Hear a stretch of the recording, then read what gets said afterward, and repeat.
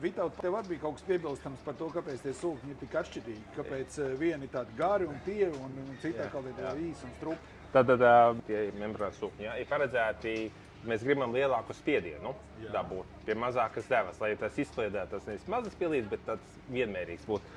Un zobra sūks, piemēram, šis GP8, man liekas, šeit jau 4. paudzes, ja visādi uzlabojumi mums ir bijuši viņam. Paredzēts vairāk liekam mucās vai konteineros, vienkārši ieliekam iekšā šitādā veidā, un viņš stāv.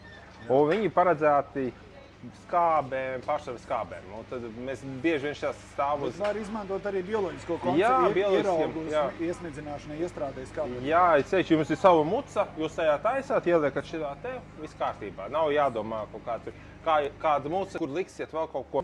Kur tad šitos liekt, vai tad šitie nav kaut kādā mucā? Jā? Tiem arī ir liekami, piemēram, šos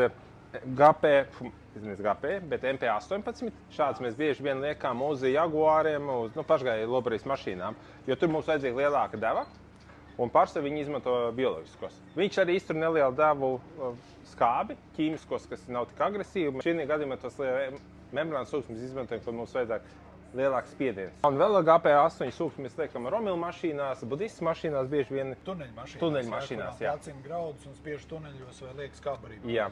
Tā ir, mēs esam likuši arī uz pašgāju lobarijas mašīnām GP12, ja zinām, ka izmantosim skābes.